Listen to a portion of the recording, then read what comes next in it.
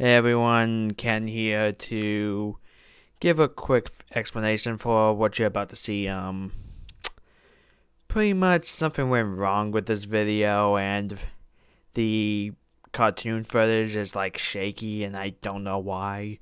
I've tried fixing it. I've pretty much done everything I can. How I've re-rendered and re-exported this video multiple times but it still stays like this.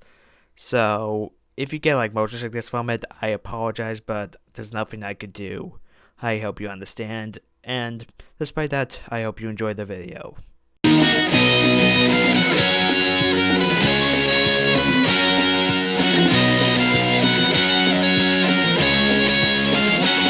When you normally think of cartoon holiday specials, what are the holidays that usually come to your mind?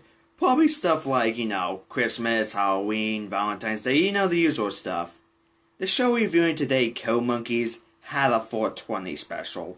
And while I myself have never partaken in any marijuana or whatnot, I'm not going to judge you if you do because, well, to quote a certain YouTuber who is approximately 161,908 times more popular than me, you do you, and I'll do me, and we won't do each other.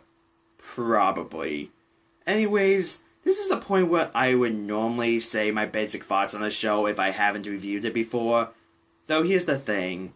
Kill Monkeys was on when I was in middle school, and even though I remember liking it then, back then I thought that Drawn Together and Family Guy were good shows, so it's easy to say that my opinions on a lot of things have changed since then. So let's just see if Kill Monkeys was a hidden gem canceled before its time, or is there a good reason why the show was buried? Anyways, let's begin. It begins with one of our main characters, Jerry, talking to his co-worker Mary, who is bummed out because it's Hitler's birthday. Hearing this, Jerry asks if she's Jewish, and this makes Mary call him an anti-Semite, despite the fact that he himself is half Jewish. Someone overreacting, getting offended, and throwing an insult at someone who did nothing wrong? Holy shit, they predicted Tumblr! Anyways, Jerry tells the other main character, Dave, this, and this makes him realize that it's 420. He tells Jerry a story about some legendary stoner named Jester Hopperpot, who apparently grew the best weed, but he mysteriously disappeared. They then go off to get some weed, but it turns out they can't because of Nancy Reagan. Yeah, in case you don't know, this show takes place in the 80s. So desperate to get high, they try smoking a bee, cat hair, and their own hair. None of them go well. So they go to this guy voiced by Tommy Chong. Because it's a 420 special, why wouldn't Chong be here? Who tells them more about Jester Hopperpot, who turns out that he stole the Declaration of Independence because he planned to smoke it.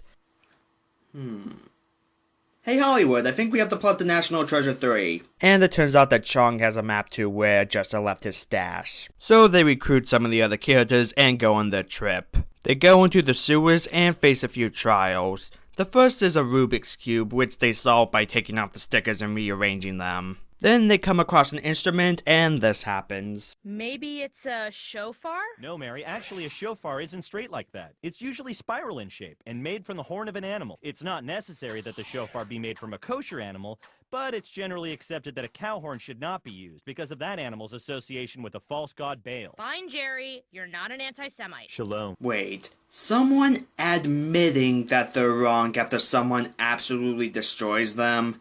Okay, maybe this show didn't predict Tumblr, because social justice warriors never admit when they're wrong, even though most of the time, if not all the time, they are phenomenally wrong. Back to the plot, Mary has to play the instrument while they have to dodge razor-tipped frisbees. They get past that. They then have to play with a hacky sack while saying all the different names for weed they can think of, and I'll admit it's actually kind of impressive. They reach the destination where they find the skeleton of just a Hopperpot. They then smoke his weed, but then it turns out that none of this actually happened. In reality, Dave, Jerry, and Chong really just got high on regular weed and watched the Goonies. We then get the wrapping up of one of the two subplots I didn't talk about due to not having anything to say about them.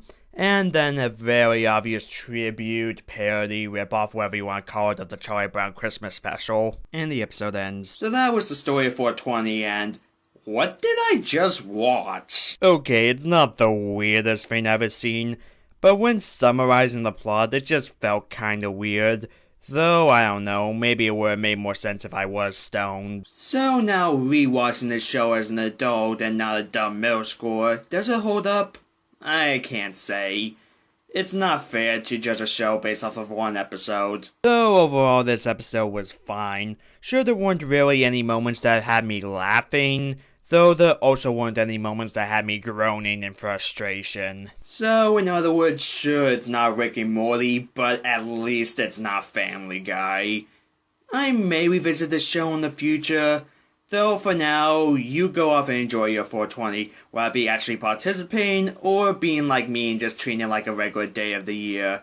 Just try to enjoy yourself.